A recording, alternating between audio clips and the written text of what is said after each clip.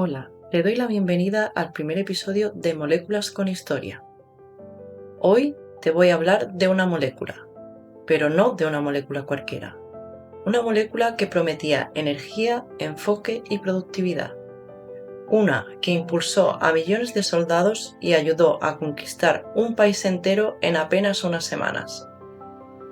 Su nombre comercial fue pervitina, su principio activo metanfetamina.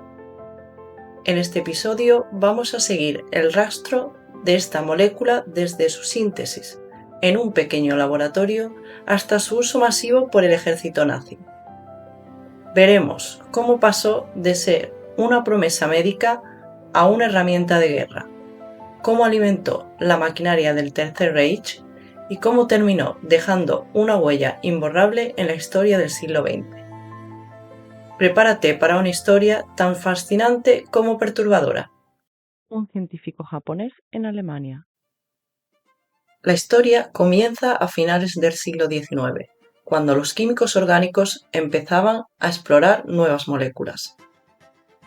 Fue así como en 1893 el químico japonés Nagai Nagayoshi, formado en Alemania y pionero en farmacología, logró sintetizar por primera vez el compuesto químico llamado metanfetamina. Esta molécula fue sintetizada a partir de la efedrina, un compuesto natural extraído de la planta Ephedra sinica, planta que ya era conocida desde hacía siglos en la medicina tradicional china, por su capacidad para aliviar el asma, mejorar la respiración y dar un impulso de energía.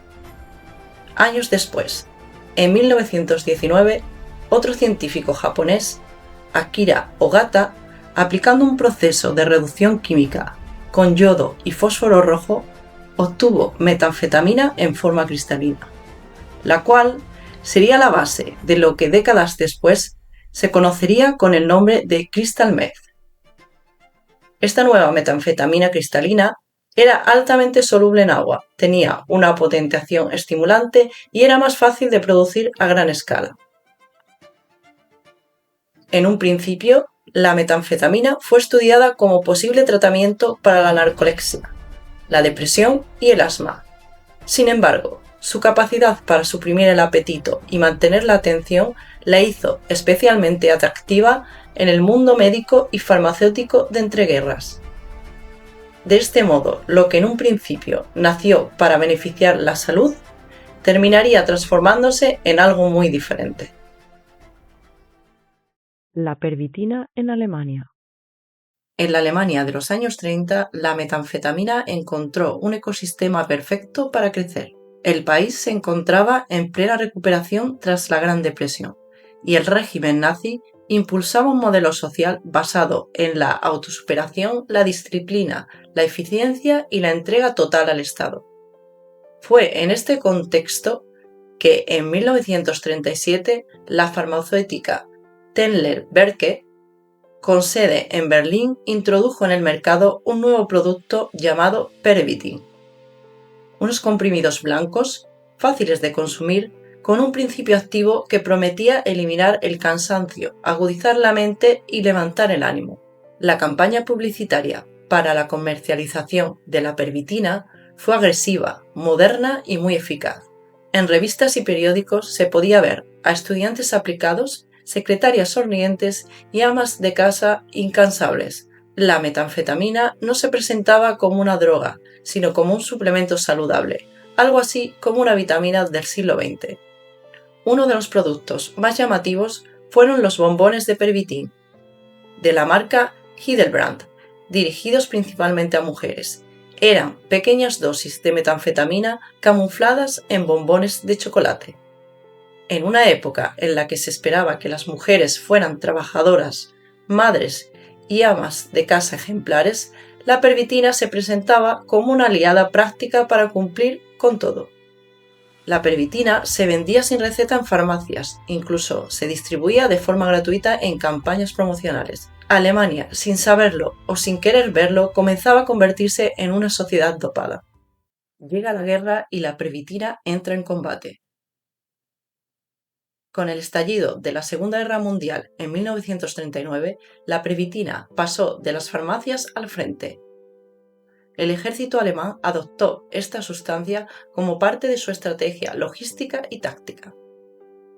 Los altos mandos pensaban en eficiencia. Un soldado que no duerme, que no siente miedo ni hambre, es un soldado perfecto.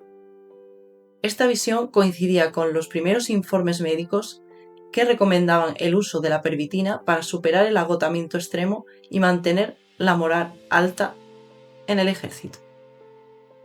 Se calcula que entre 1939 y 1945 se distribuyeron más de 200 millones de dosis de pervitina entre los soldados de infantería, artilleros, tanquistas y pilotos de la Fuerza Aérea. La pervitina se suministraba principalmente en forma de tabletas de 3 miligramos, pequeñas y fáciles de transportar.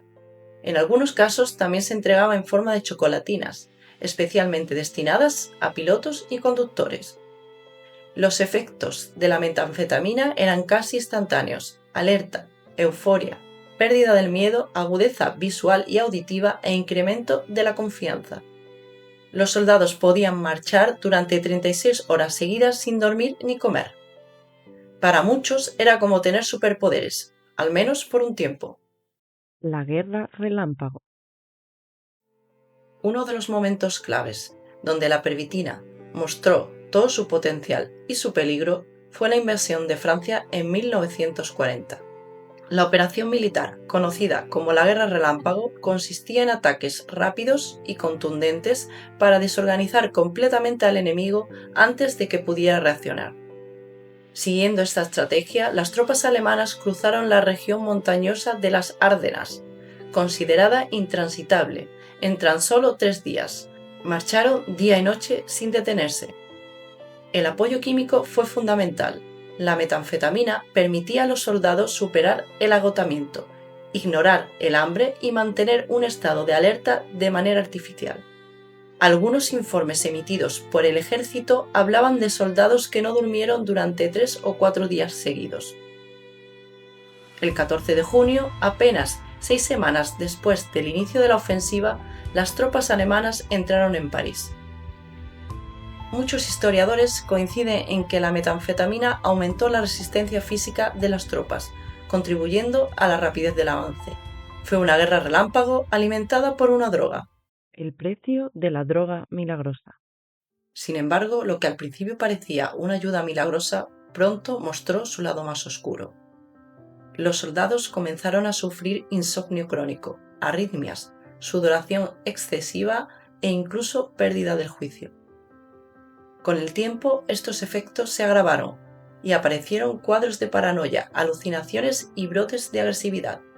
Algunos soldados entraban en estados de confusión tan intensos que llegaban a disparar contra sus propios compañeros, convencidos de que eran enemigos infiltrados. Los problemas no terminaban ahí. A medida que el consumo se mantenía, el cuerpo desarrollaba tolerancia rápidamente. Lo que antes requería una pastilla, ahora necesitaba 2 y luego 4. En poco tiempo, el ejército comenzó a detectar síntomas de adicción masiva. En 1941, los médicos militares empezaron a redactar informes confidenciales que alertaban sobre el deterioro psicológico de muchos combatientes.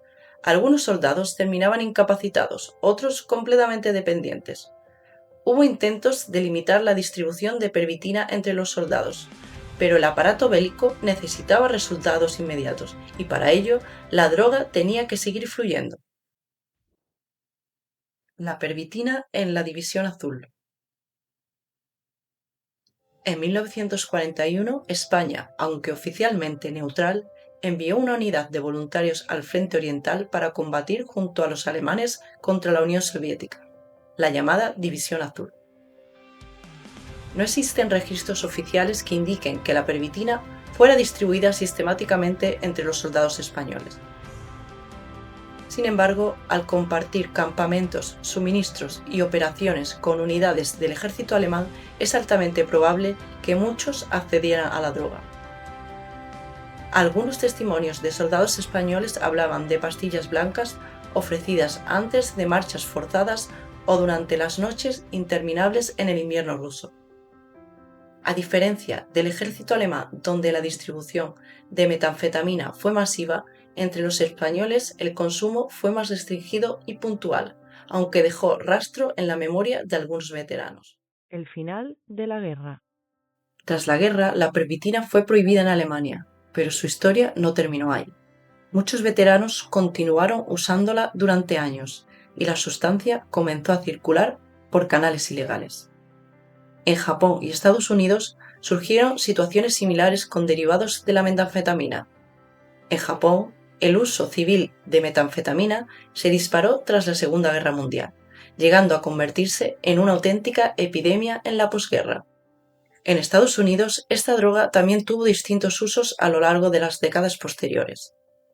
Durante los años 50 se recetaba como supresor del apetito, mientras que en los años 60 y 70 su consumo se popularizó en ciertos sectores como camioneros, estudiantes y militares desplegados en Vietnam.